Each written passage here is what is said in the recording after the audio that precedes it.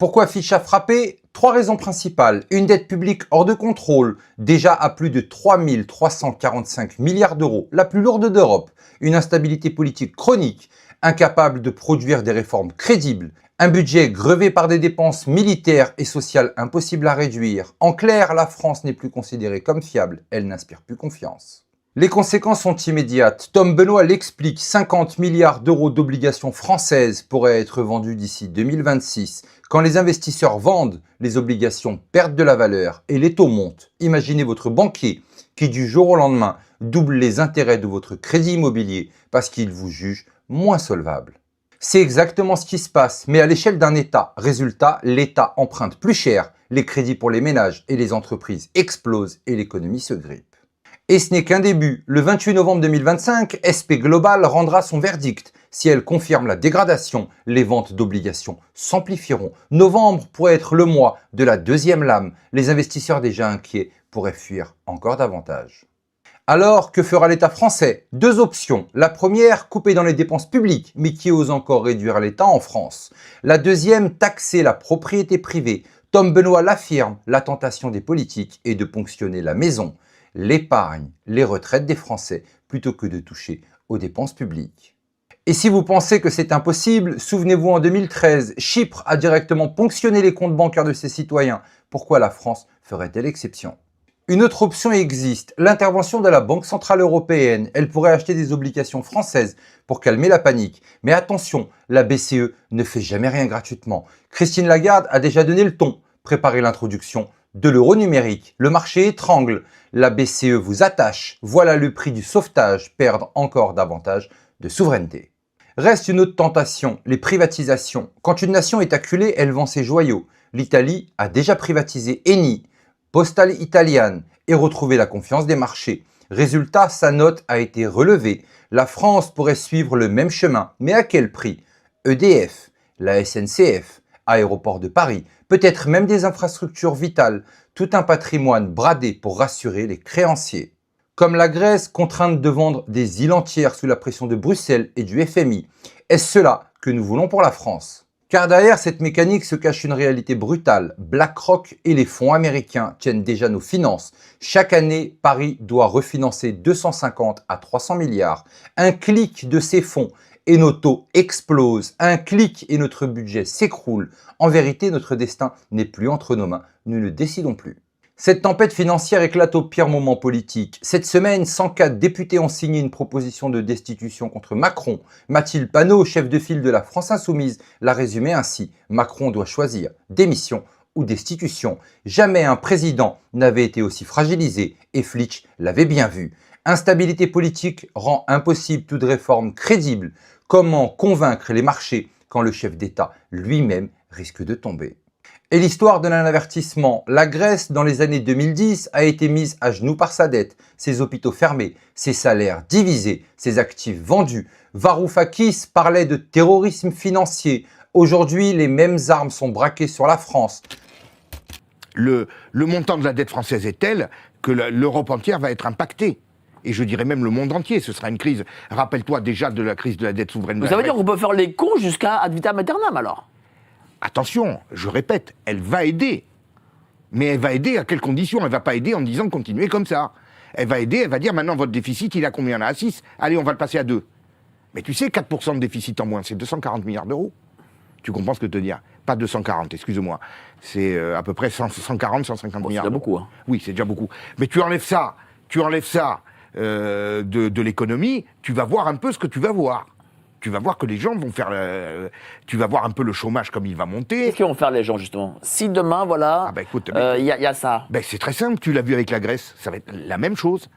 C'est-à-dire que toi, tu prévois un plan où les gens ne pourront pas sortir de l'argent des banques. Ah ben bien sûr, mais ça c'est clair. Ils vont se prendre... on va prendre du fric, à un moment donné, à un moment donné, il y a 2 solutions. Soit on met un plan réel pour remettre les comptes en ordre, pas forcément en 2-3 ans, on ne va pas y arriver, mais je dirais un plan sur 6-7 ans, qu'on présente et qu'on tient. C'est-à-dire que c'est pas tout de faire le plan, parce que le plan, tout le monde peut le faire. Hein. Voilà, on fait des économies là-dessus, bon, bien. On change les rentrées fiscales, on change le système, bien. Soit on fait un plan sérieux qui est adopté à la fois par la Banque centrale, par les marchés financiers et compagnie. Et donc là, ils seront prêts à attendre de voir et à continuer à financer la dette à des taux acceptables. Soit on ne fait pas ce plan, ou soit on fait le plan, mais au bout d'1 an, 2 ans, c'est pas tenu.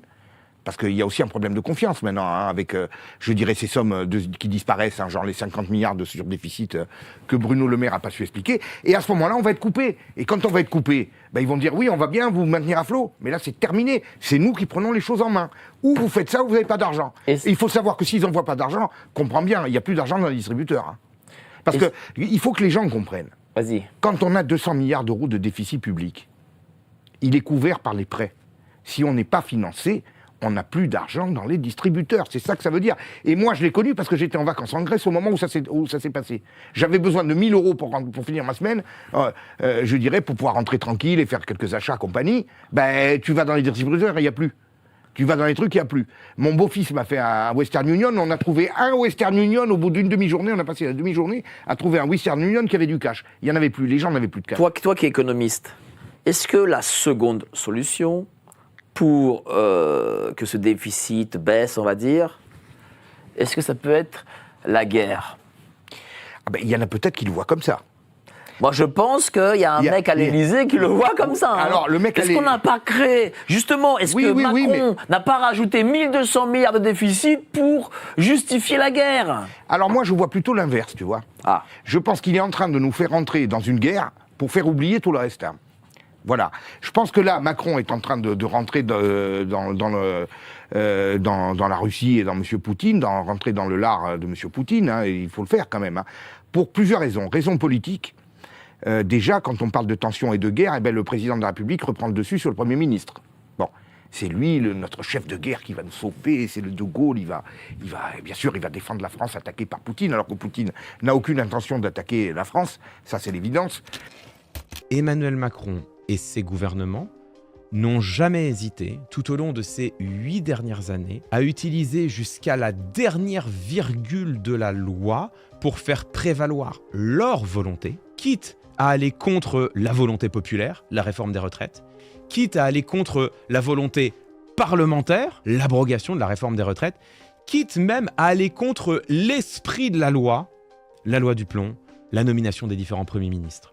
C'est une manière d'utiliser la loi à son propre profit pour faire triompher sa propre volonté contre celle du peuple. Ce comportement-là, il a été bien décrit et bien analysé dans un livre important, How Democracies Die. Traduction française, La mort des démocraties, ce qui évidemment est une très mauvaise traduction française. C'est un livre qui a été écrit par Steven Levitsky et Daniel Ziblatt, 2 chercheurs en sciences politiques de l'université de Harvard. Ils sont très respectés. Ce livre, How Democracies Die, ça fait partie des livres qui ont eu un impact immense sur le débat politique anglo-saxon. Il a été écrit pendant le premier mandat de Donald Trump. Et il a été écrit comme un cri d'alerte de ces 2 chercheurs qui disent « Attention, une démocratie peut mourir dévorée de l'intérieur et peut glisser vers l'autoritarisme sans qu'on s'en rende compte et sans qu'on parvienne à y faire échec. » Comment est-ce que Levitsky et Ziblatt argumentent cette position? Ils étudient sous la forme d'une comparaison internationale de nombreux pays dans le monde où une démocratie a basculé, ou sinon basculer, du moins glisser vers une forme ou une autre de l'autoritarisme.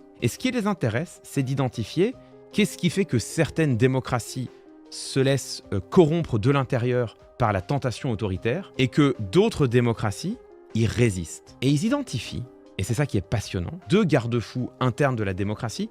Je vais me concentrer sur l'un des 2 qui en fait est je crois, le plus important. C'est ce qu'ils appellent la retenue institutionnelle.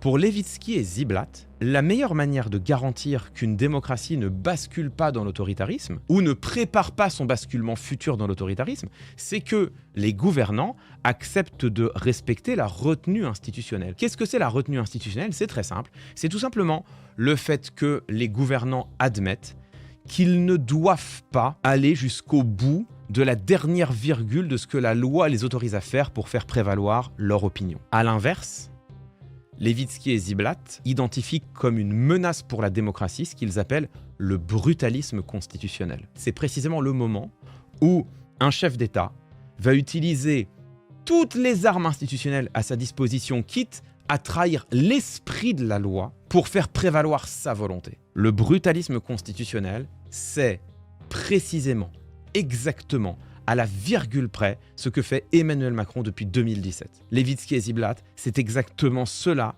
qu'ils identifient comme la pente qui entraîne une démocratie vers l'autoritarisme.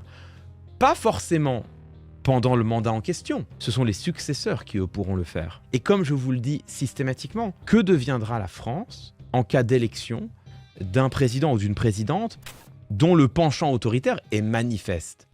J'attends d'avoir les pleins pouvoirs alors. SAE, you say serious adverse event. Yes. You have this chapter 19, and it says it's in all the body. In the beginning, they told us it will be in the deltoid muscles, and you showed how it was in every cells, organs. All the organs, yeah, you're both exactly right. There's no way these entities and these leaders can now say, oh, sorry, we were not aware of this damage, these side effects. And that matters. The reason you're right to stress it, and we're right to stress it here, is that it's a legal distinction. What is the nature of this crime? If you just create a bad intervention under emergency use authorization pressure in a crisis, well, and you really didn't know, you're not so criminally culpable, right? But if you knew by November 2020 that the vaccines didn't work to stop COVID, which they knew, and you knew by December, January, February of 2020, 2021, that you had to hide 8 dead bodies of people who were vaccinated, who died with COVID, in order to lie to the FDA and make the math work and say you're better off taking this vaccine to avoid serious hospitalization or death, when in fact the opposite was the case. Right. You're worse off, which we're now seeing with the data, by taking the vaccine. And you knew that it didn't stop transmission. And you knew by early 2021 that it was causing myocarditis in minors and healthy young adults, which the White House knew and covered up. Which we've established through FOIA emails. And you knew by February of 2021, as we showed in these documents, these internal Pfizer documents, that there were 1,200 deaths, which are not random deaths, but doctors phoned in or reported to Pfizer following the injection, and also 52,000 serious adverse events in 3 months, right? And you knew about horrific damage to fertility, and you knew, as you just said, that it didn't stay in the deltoid, as we were told, but it biodistributed to the whole body, all the major organs, collecting in the brain, the adrenals, the liver, the spleen, and if you're a woman, in the ovaries, and you knew that it caused menstrual damage. And the side effects are not what you and our populations were being told: chills, fever, maybe fatigue. No, you knew these serious adverse events were catastrophic industrial scale strokes, hemorrhages, cardiac problems, also clotting problems of all kinds, thrombotic thrombocytopenia, immune disorders, neurological events like Guillain-Barré, epilepsy-type events, dementias, and as well as death, right? You knew all of this, but again, by February of 2021 is when these documents end, right? For us, that's the tranche that we got. And then you go on to this day to push this on populations. That is a whole other category of criminality. Et alors, il y a une chose qu'il faut voir, c'est qu'il y a un delta qui fait suivre le prix du pain et les abandons. Le prix du pain et les abandons. Plus le pain va être cher et plus les enfants sont abandonnés. Plus les enfants affluent à l'hôpital général. Ces enfants, ils rentrent à l'hôpital général pour y grandir, alors qu'en fait, ils en sortent pour en disparaître. Et c'est là que j'ai mis à jour ce que j'appelle véritablement un réseau pédocriminels, il n'y a pas d'autre explication possible. Si on en trouve une, il faudra me la donner. Et c'est à cette période-là, c'est-à-dire au mi-temps du XVIIIe siècle, que explose à la fois l'affaire de l'hôpital général, où le Parlement fait en sorte que le roi ne puisse pas voir ce qui s'y passe, où des enfants disparaissent par milliers, et où on libéralise le prix du grain, où on commence les expériences de libéralisation du prix du grain, où on commence à dire la police des grains est inutile, il faut laisser le prix du pain, c'est fou, c'est fou. Tout est concomitant. Les enfants rentrent, ils disparaissent. Je mets à jour véritablement qu'il y a des gens qui en profitent, qui les récupèrent à la sortie. Et c'est cette période-là, c'est ce qu'on appelle la période des Lumières, où on commence à dire il faut supprimer la police du grain, on n'a pas besoin, le prix du grain augmentera, et alors c'est pas grave, ça enrichira les agriculteurs, etc., etc. Bon, tout ça, c'est absolument concomitant. L'affaire de l'hôpital général et les débuts de la libéralisation de l'économie, ça va ensemble. Plus le blé est cher, plus les gens sont pauvres, et plus on a d'enfants disponibles pour les réseaux. C'est ça que je vois. C'est ça vraiment une des conclusions qu'on peut tirer de cette histoire absolument atroce. Il y a aussi le nombre d'enlèvements aussi qui va éveiller les soupçons des citoyens, et c'est ce qui va faire que la colère va monter. Alors, il y a une période absolument terrible. C'est à partir de 1749.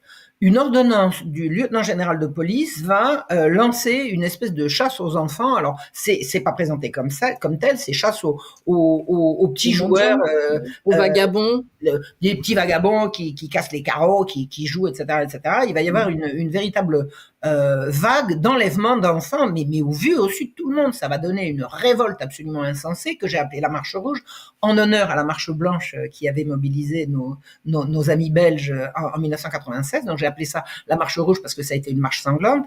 Et pourquoi est-ce que la police aurait enlevé des enfants précisément dans les rues au vu au sud de tout le monde, alors qu'il y en avait tant à prendre à l'hôpital général qui était disponible? Il y a une explication, il y a une hypothèse à ça, c'est que l'affaire correspond à l'arrivée à l'hôpital général du nouvel archevêque que le roi a chargé d'aller mettre de l'ordre à l'hôpital général. Donc, c'est concomitant. Est-ce que ça peut vouloir dire que les gens qui faisaient du trafic d'enfants se sont dit aïe aïe aïe, il faut trouver une autre source d'approvisionnement? Ça n'est pas uniquement, c'est pas suffisamment, c'est pas une explication qui englobe tout. Ce que je comprends également, c'est que cette période-là, c'est la période où on a absolument besoin. On commence à dire que le trafic de nègres, c'est pas que c'est immoral, hein, c'est que c'est de moins en moins rentable, et que dans les colonies, dans les territoires d'outre-mer sur lesquels beaucoup de gens ont investi, on va avoir besoin d'une main-d'œuvre nouvelle. Et la main-d'œuvre nouvelle, on peut la ramasser. On peut la ramasser dans la rue.